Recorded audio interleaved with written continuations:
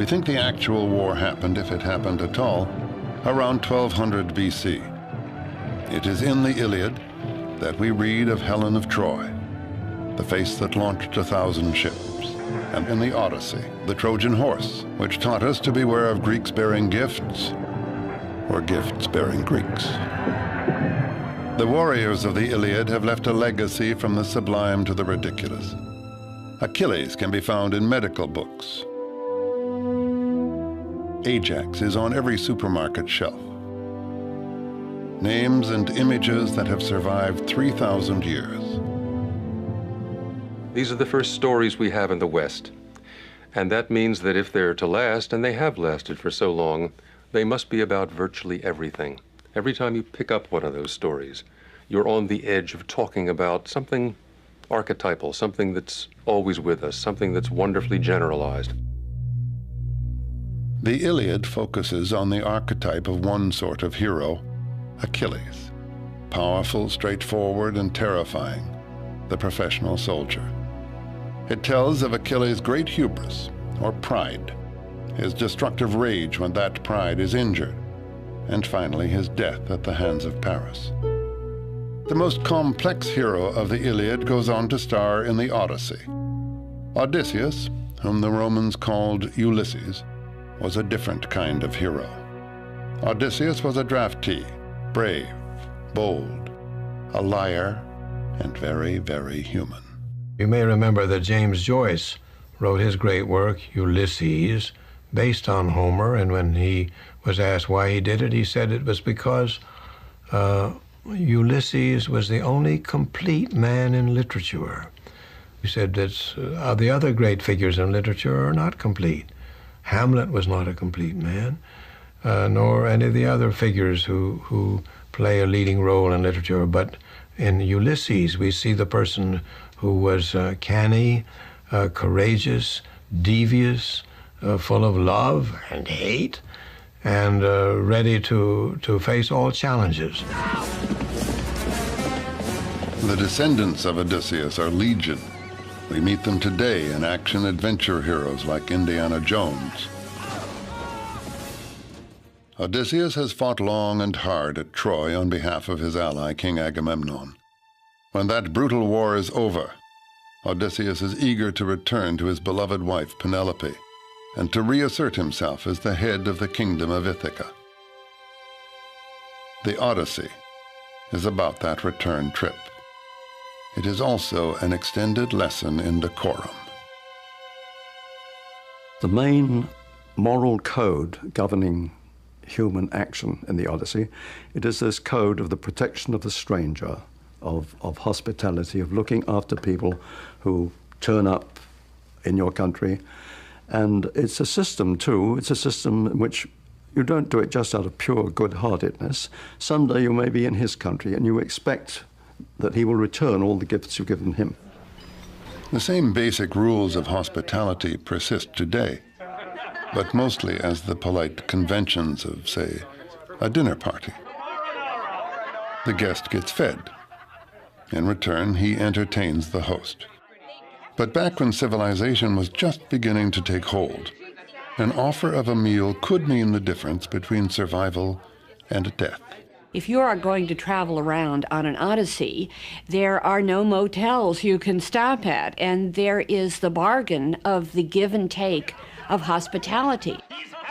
So there is the practical aspect of it.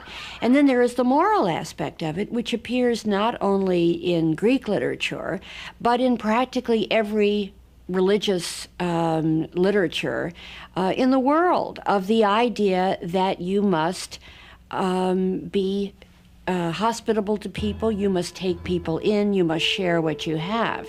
And it's made very explicit in the Odyssey. The return trip can be looked at as a series of tests, each one of which Odysseus has to pass to reach home. Odysseus' adventures, if we see them as tests, are much larger versions of the kinds of crises and problems and issues and adventures to which each of us is subject over the course of life. And we see him as someone confronted with problems which are really so much more intense than the ones you and I would ever experience. The voyage from Troy back to Ithaca should have taken Odysseus about 2 weeks. Instead, it took 10 years. What became a very bad trip started with the host's poor manners and a hero's mistake. A big mistake. After all, Odysseus was an epic hero.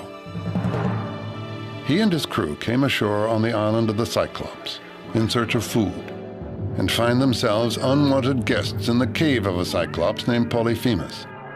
The wary Odysseus introduces himself using an alias, No Man. This witty AKA protects Odysseus, though not all of his men.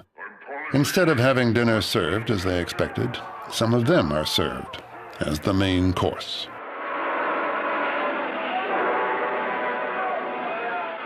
The Odyssey not only contains the basic rule, which is watch out whom you turn from your door, but it is full of marvelous examples of good and bad hosts and good and bad guests. You have the ultimate in bad hosts, who is Polyphemus, who says, why should I bother? I don't feel obligated, which is what a lot of people say today. And so he takes his guests and batters their brains on the floor and eats them. This is a big no-no in the etiquette rules of hospitality. Do not repeat, not eat your guests. Rules are rules. The giant, having been such a dreadful host, pays dearly for his rude behavior. His payback? A poke in the eye with a sharp stick. Odysseus has triumphed. The Greeks liked this story for a number of reasons. First of all, it pitted a wily, clever Greek against a monster who was bigger and stronger, and yet the Greek wins out over him because he's so intelligent. When initially Polyphemus, having been blinded and running out of his cave in rage and in anger, and in trying to get the guy who did him in, who has told him up to this point, my name is No Man, and it's a play, but Polyphemus doesn't get it. He's too dumb. But Odysseus wouldn't be Odysseus if he chose to be remembered as No Man. And in fact, we wouldn't be sitting here talking about him if that's all he had said. It's when he believes he's out of Polyphemus' reach that he yells back, the one who has blinded you, I am Odysseus, sacker of cities. Son of Laertes and king of Ithaca! The giant's father, Poseidon, is all-powerful in the realm of the sea. Polyphemus can't retaliate, but Dad can and does. Poseidon consigns Odysseus to wander the sea and will send him through many a dangerous test. And so all of Odysseus' travails at Poseidon's hands, presumably, are a consequence of that need to say who I am. And I remind you in Greek, is ego, his ego, himself. And that is Odysseus. He is self, he is ego, he's the individual. This individual is going to have a long journey home. A Greek historian of the 2nd century BC mapped what he thought was the Odyssey's itinerary. It was a route that took Odysseus to 12 different destinations, including Egypt, Africa, and Sicily, and across thousands of nautical miles. Along the way, he would lose each of his ships and all of his men. Some ego trip. Myth is not mere fiction.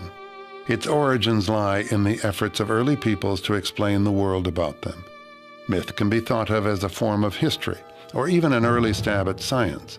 To the ancient Greeks, the supernatural deities who lived on Mount Olympus represented two things: the forces of nature, like water, wind, and air, and the nature of man, his desire, ambition, anger, and jealousy. And the gods not only reflected the world, they also shaped its destiny. The siege of Troy, which left Odysseus to embark on his monumental journey, is the direct result of squabbling among the gods. Not only do the gods set things in motion, but throughout the story they are never far from the action. In this all-star struggle, Athena, the goddess of wisdom and champion of Odysseus, could represent reason and civilization, while Poseidon represents raw emotion and the forces of nature.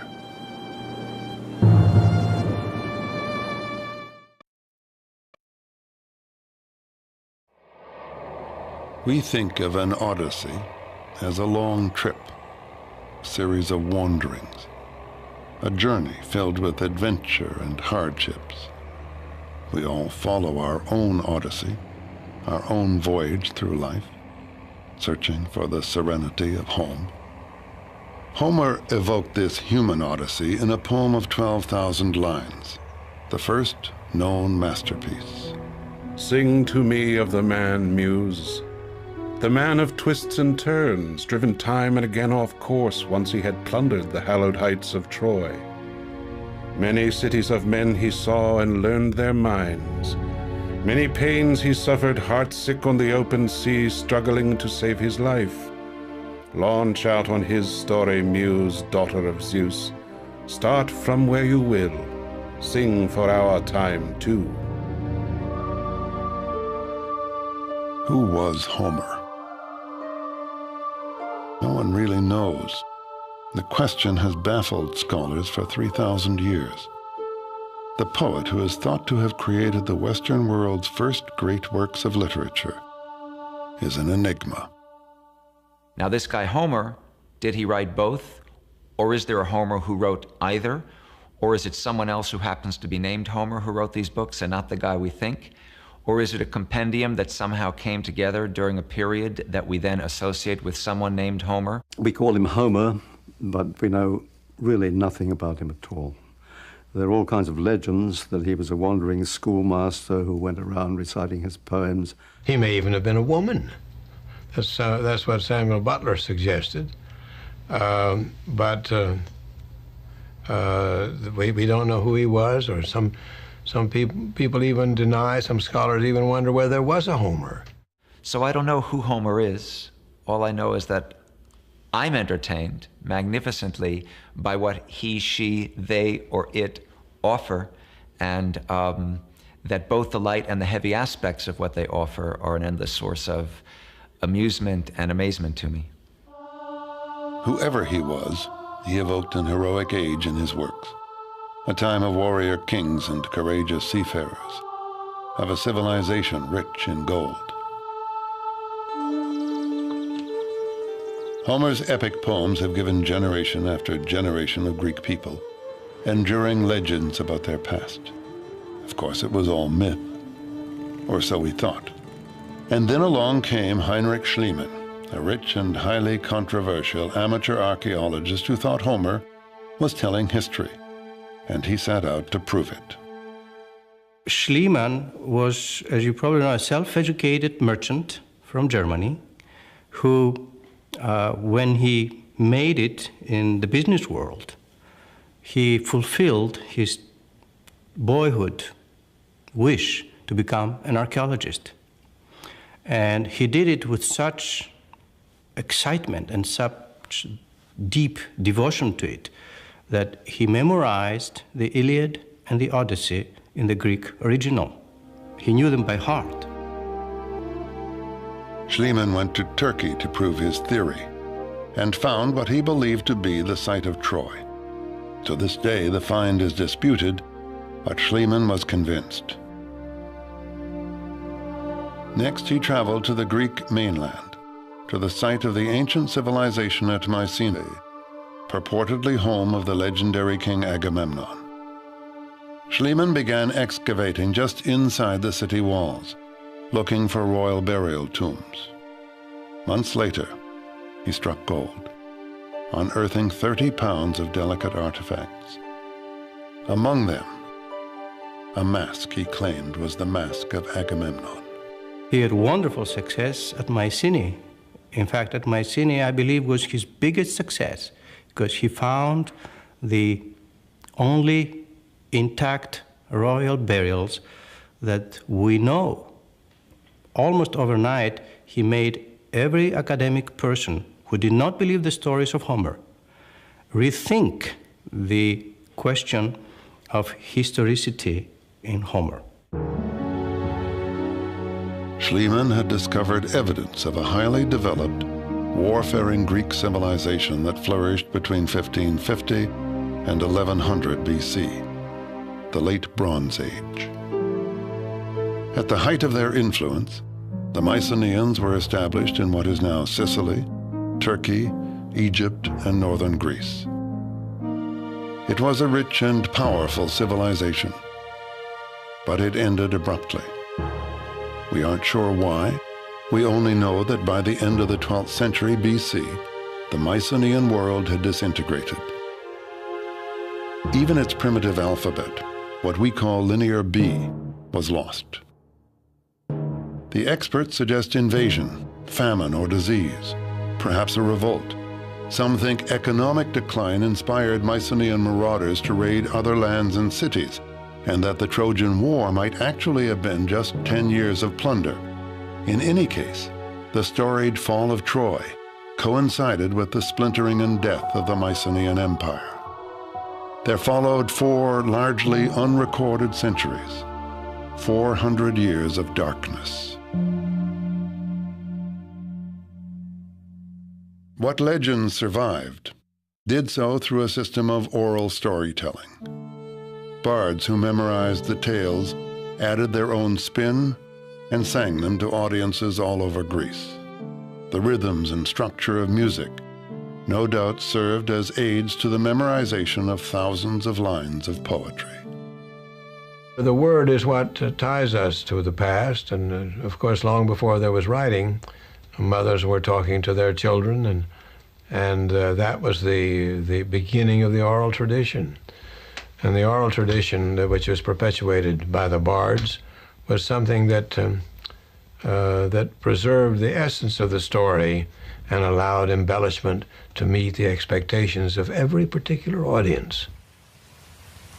We think Homer lived in the 8th century BC, 300 to 400 years after the collapse of Mycenae, when Greece was emerging from its long night.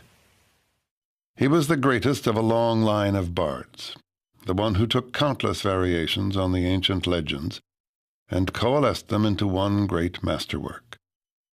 It may be hard to imagine now, but Homer must once have wowed his audiences with poetry set to music that probably sounded something like this. O that Odyssey megalitora endonet et men alloye pactis klekathemenos en fapa. For the next great Greek civilization, the Greece of Socrates and Plato, history began with Homer's poem about a war at Troy. The poems taught this disparate and often warring group of peoples and city-states the exploits of their heroes and the wisdom of their culture. Greek authors quoted them much as moderns quote the Bible and Shakespeare. Like the later legends of Roland and Arthur, the Iliad and the Odyssey were literally nation-building myths. Homer might, with more than poetic justice, be called the father of his country. No alphabet had survived those dark centuries between Mycenae and Homer's Greece. It was in his lifetime, we think, that Greeks began to adapt the alphabet of Phoenician traders. Some believe Homer himself may have written his poems down on papyrus. All we can say for sure is that someone did, but papyrus decomposes, and the poems had to be repeatedly copied, often from decaying originals. The stories began to vary widely. Finally, in the 3rd century BC, 500 years after Homer's death, a definitive copy was made by Greek scholars in the Great Library at Alexandria. This version would continue to be recopied in Roman times and down through the Middle Ages.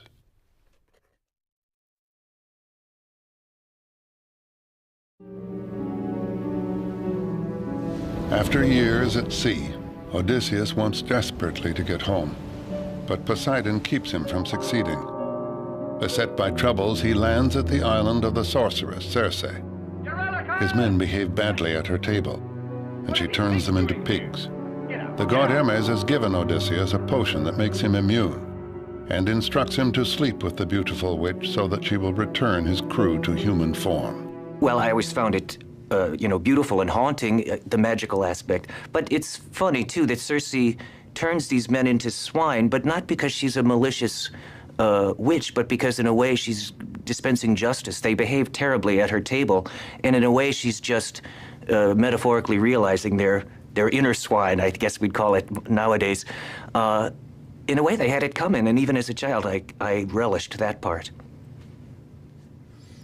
The sirens may be the more, if you're talking about the seductive vamp, they seem, I guess they're trying to shipwreck these guys. That seems more abstract malice, whereas Circe would seem to be making a sort of crusader's point. But Circe is only one of several women Odysseus encounters in his wanderings. Women are very important in the poem. Women see him off on all his journeys, and I think, again, this is another metaphor for the simple fact that our mothers give us birth. They start us on life's journey, and of course the other side of the coin from birth is death. And another thing that Odysseus learns in the poem is that he's a human being, or what it is to be a human being. Odysseus later encounters Calypso, the goddess, not the dance. That sets off another seduction and another test for our hero. For Calypso offers him immortality if he will stay with her. But immortality isn't all it's cracked up to be. By the way, Calypso's name in Greek means barrier or concealer. What Odysseus is offered is a vegetable existence, a symbolic death. He rejects it, but he either can't or isn't in any hurry to leave, which may say something about our hero. He spends a year with Circe. He spends a year wining and dining and sleeping with this magnificent goddess. Now, it's true, because of who he is, he was able to rescue his men. But then, his men and he would have been there forever if they hadn't finally griped sufficiently to say, all right, all right, all right. And now he wants to leave.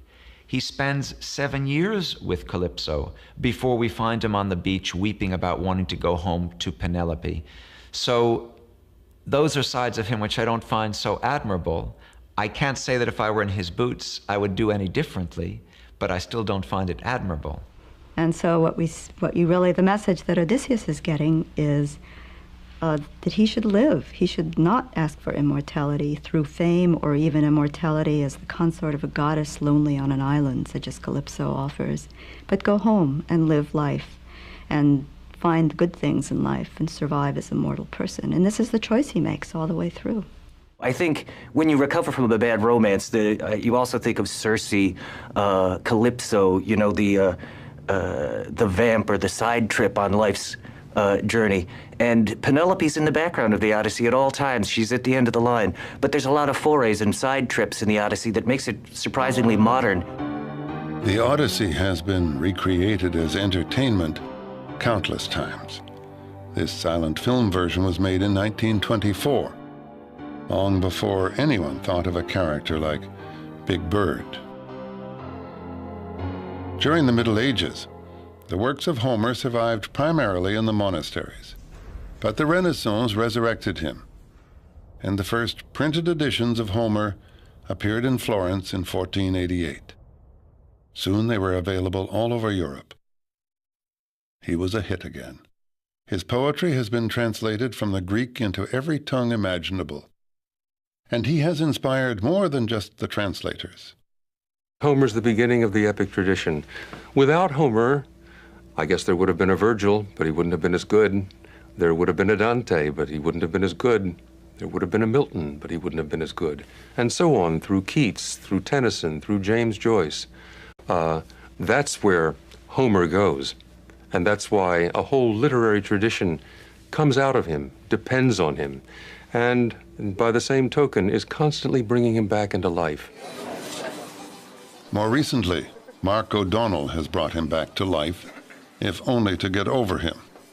Actually, Homer is the protagonist's homosexual lover in O'Donnell's latest novel. But the earlier Homer has an important place in this writer's intellectual universe, the Odyssey in particular.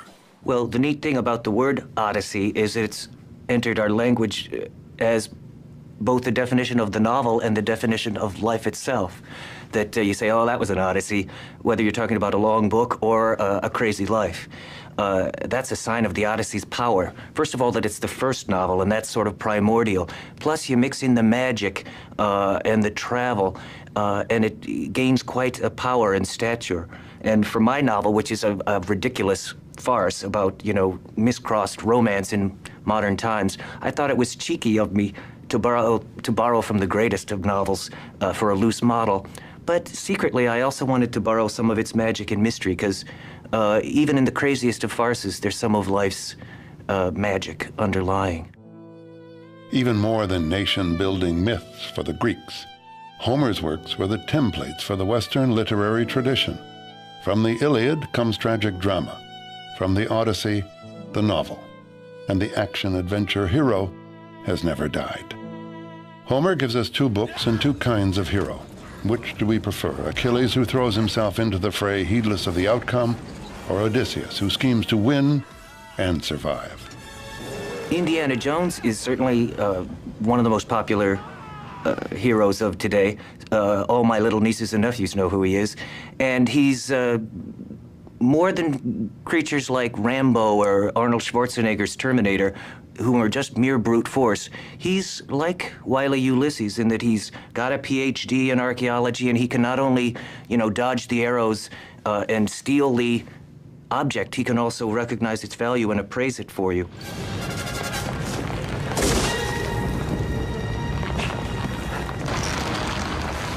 Like Indiana Jones, the heroics of Odysseus are more complicated. He has one other added quality, which is a very fertile intelligence and a willingness to lie in order to get what he wants, which is certainly not part of Achilles, who hates, like the gates of hell, the man who thinks one thing and says another, which is exactly a wonderful description of Odysseus. He's doing this all the time. It is no accident that Odysseus is the great master negotiator and diplomat, because he's really good at not saying what he thinks, but saying what will be useful under the circumstances, for which he got a very bad reputation.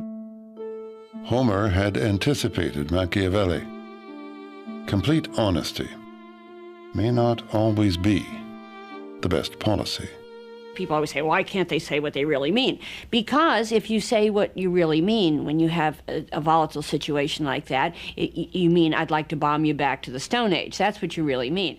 And so instead, you say, artificially, we would like to reach some kind of compromise that we can both live with, so that everybody can continue living. So it is an absolutely essential part of, the city. That's where the Greek word comes from. Civility, civilization, it's all the same thing. I think Odysseus is a hero who can be admired for different reasons at different times. He's a survivor, basically. People like to see him as a hero, but in fact he's almost an anti-hero. For quite a while, virtue was essential for a proper hero, but not for Homer, and obviously not for us. If you depicted a perfect person now, it would have to be for a lampoon, you know, Dudley Do-Right, Roger Ramjet, an absurd paragon of virtue. We doubt virtue now, so super virtuous heroes are a little harder to take.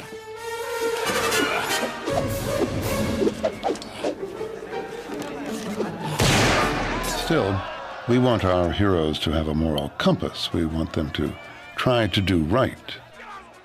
To do the classy thing, and they occasionally say, what would, Frank Sinatra or St. Augustine do in this case? What would Abe Lincoln do?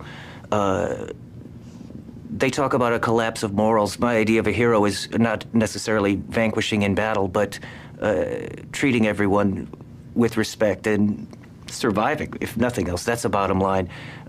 We often regard mere survivors as heroes, and as despairing as that sounds, it certainly is true enough. Homer makes clear his preference between the two sets of heroic virtues.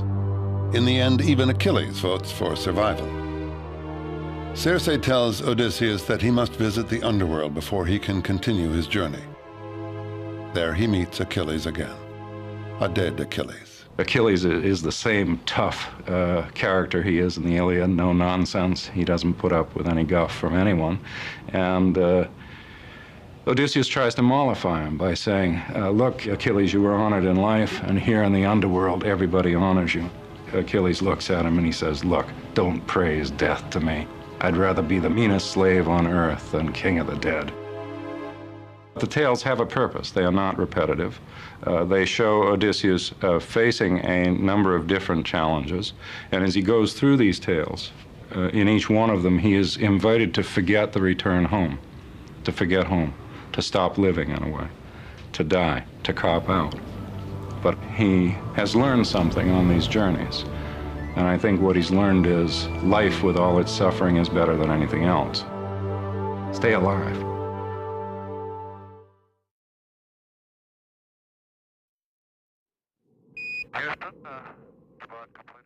Let's make sure we don't blow the whole mission. Things were getting colder. We were not getting any sleep. The strain and the stress was slowly gathering on us. Now we're proceeding to... And of course, as we approached the moon, it got to be bigger and bigger and bigger. Going back up the Odyssey. This is my second trip out there now, and you know, not to land was a real trial, a mental trial for me. For Apollo 13, the moon had become a place they had to pass by. Just as in the Odyssey, the adventurers had to pass by the seductive sirens in order to get home. And we looked down at those ancient old craters as we skipped across. There is a tremendous drawing power. Just 60 miles below, you know, we could land and walk on the surface of the moon. The siren song. Odysseus is told to stop up his ears against creatures whose beautiful song lures sailors to their death. He has himself tied to the mast, so he can both listen and resist. The sirens became aware of the sea-swift vessel running by them, wherefore they clearly sang to us their song. Hither, come hither, O much-praised Odysseus. Come to us, O glory of Achaea. Bring your ship to land so you may listen to our voices. Never yet has any man in a dark ship passed us by without lending ear to the honey-sweet music of our lips, to go away spirit-gladdened and riper in knowledge. We know all that comes to be on the much-nourishing earth. My heart desired to listen, and I told my companions to free me. They bound me in further bonds and constrained me more. Very similar to the Odyssey and Odysseus, being so close, instead of tied to the mast, we're tied to the spacecraft, our only means of getting home. What the sirens offered is one of the big questions. It's been a conundrum since antiquity. It was a question that the Emperor Tiberius asked his grammarians, and they didn't know how to answer it. We do get part of the answer in the Odyssey. The siren song is given in part, and the literary interpretation is that probably they offered knowledge of what had happened in the past and what would happen in the future.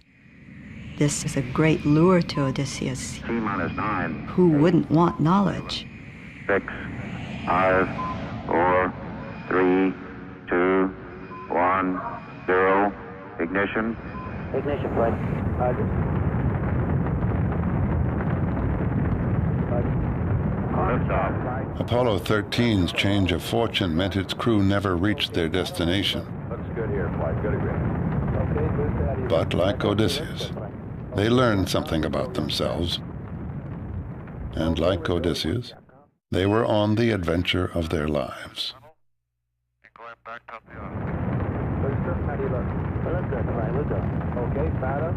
We're go, flight. Looks good here. I think we are all somewhat explorers. I mean, we all have that fascination about doing things, whether it's in our fantasy or whether we actually do things. Guidance. Go, guidance. We've had a hardware restart. I don't know what it was. Okay. Houston, we've had a problem. Okay, Houston. Life would be rather dull if you didn't have some exploration, some adventure, something that you can look back on and say, I really enjoyed that, or I got by it okay, or I never expected that I'd have the courage to do what I did.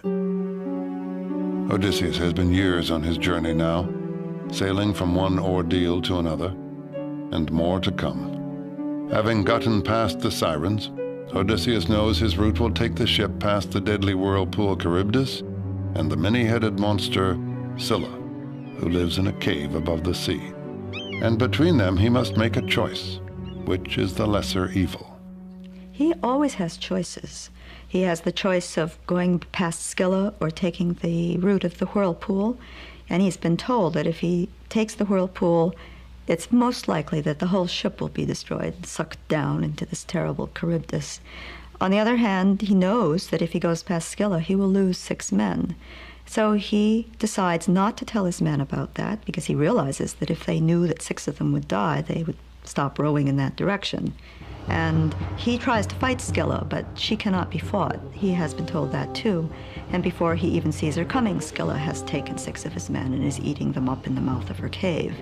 And he thinks this is the most horrible sight he's ever seen. But he gets through. We're often faced with lousy choices. Life seems to be a long succession of trade-offs, and survival itself comes at a price, as Odysseus has learned. Homecoming is an eternal theme, an archetype, as strong today as in the time of Odysseus. The theme of homecoming appeals to everyone. Everyone who's fought in a foreign war, people who've taken hazardous journeys of any kind, even to the casual journey. There's great pleasure in coming home to the place that is yours, that is familiar to you, and to the people especially. Last drill. Go for it, Don. These veterans of World War II gather often at a Northern Virginia hardware store to lend a helping hand, and then trade stories of war and homecoming. I finally got home. My dad worked in a bakery shop, and I walked in the bakery shop, and he saw me, and he went up to his boss, and he said, "Bob's home." That's it. And we took off. It was the most pleasant thing you ever saw. Homecoming means coming back to the first dawn, to the first sounds, to the trees that you first saw. That is unforgettable. Whatever else you see, they don't replace them. So memory is what keeps you here. Between the Trojan War and the sea voyage, Odysseus has been away from the kingdom of Ithaca for 20 years. In the meantime, the young men of the kingdom have taken over his household. They are demanding that his wife, Penelope, give her husband up for dead and marry one of them. But Penelope has stalled them. She says that when she completes the shroud she is weaving, she will marry. But she weaves by day and secretly unweaves by night. If she was giving in to the suitors, then there would not be any kingdom for her and for her son. So she found a way of postponing the marriage so she can gain time. When are these people going to go home? They have been here forever. They are eating us out of house and home. And what's more, they're trying to marry the lady of the house. And in the meantime, they are amusing themselves with the women servants. Bad, bad guess. Finally, Odysseus reaches Ithaca. But the goddess Athena has warned about the traitors who lie in wait for him at the palace. And he goes home disguised as a beggar. He's the outsider. There's a wonderful irony. We know who he is. We see the suitors doing things that they ought not to be doing to any beggar, but especially not to this beggar, because this beggar is the king, and he will, we know, reestablish himself. Alms for a child of misfortune. So there's a kind of tension that builds, and we wonder how Odysseus is going to achieve this, because he's all alone, one man against 100+ suitors. How's he going to do this? The Queen! The besieged Penelope finally proposes a contest to the suitors. She will marry the man who can string the bow that belonged to her husband and shoot an arrow through a dozen axes. Homer has built the picture of them as ugly to make us feel not only comfortable, but I think very satisfied with that magnificent moment when one after the other of these little twerps has tried and not been able to string the bow, and that wonderful moment when Odysseus, it's the fantasy we all have. It's being pulled out of the audience to step onto the basketball court and being the superstar that no one knew was the superstar. Odysseus the beggar suddenly stands up straight and strong, with ease strings the bow, bam, bam, bam. And man, is that satisfying to our baser and my baser and uglier instincts.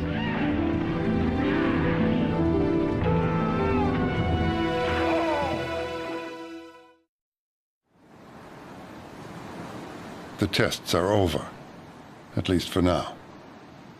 And for the first time in 20 years, Odysseus and Penelope embrace. Really home at last. That's not icing on the cake. That's the very cake itself. That's the very substance of the poem. That coming back to home, coming back to earth, embracing it, and finding that's where one has begun and where one wants to go ultimately. So joy is now to her the sight of her husband vivid in her gaze, that her white arms embracing his neck would never for a moment let him go. Dawn with her rose-red fingers might have shone upon their tears, if with her glinting eyes Athena had not thought of one more thing.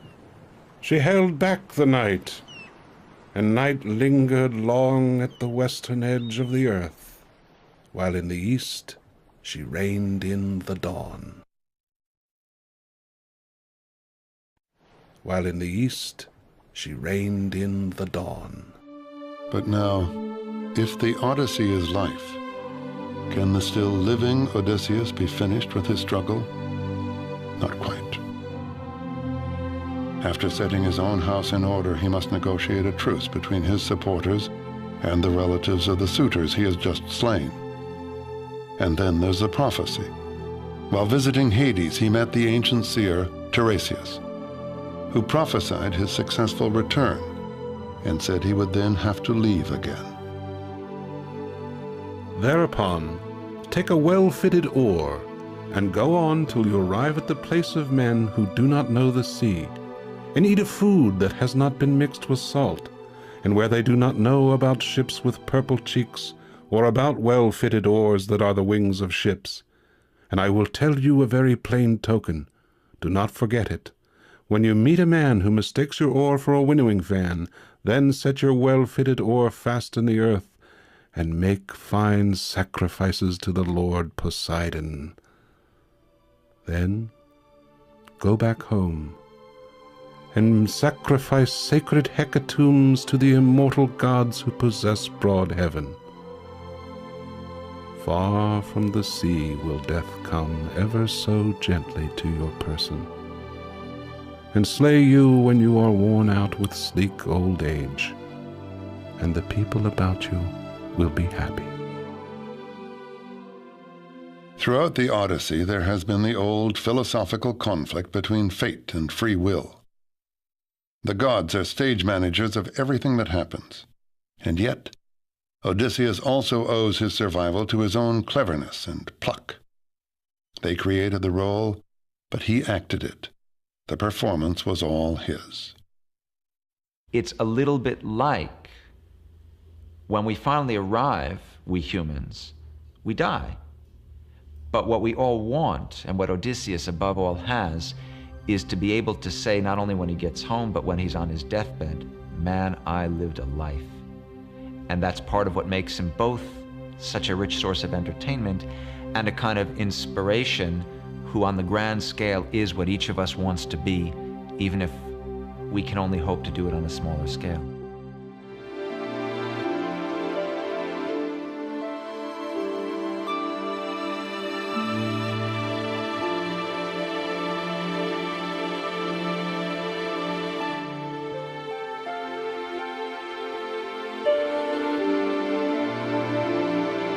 return to his beloved wife Penelope and to reassert himself as the head of the kingdom of Ithaca. The Odyssey is about that return trip. It is also an extended lesson in decorum. The main moral code governing human action in the Odyssey, it is this code of the protection of the stranger, of hospitality, of looking after people who turn up in your country. And it's a system, too. It's a system in which you don't do it just out of pure good-heartedness. Someday you may be in his country, and you expect that he will return all the gifts you've given him. The same basic rules of hospitality persist today, but mostly as the polite conventions of, say, a dinner party. Why he did it, he said it was because Ulysses was the only complete man in literature. He said that the other great figures in literature are not complete. Hamlet was not a complete man, nor any of the other figures who play a leading role in literature. But in Ulysses, we see the person who was canny, courageous, devious, full of love and hate, and ready to face all challenges. The descendants of Odysseus are legion. We meet them today in action-adventure heroes like Indiana Jones.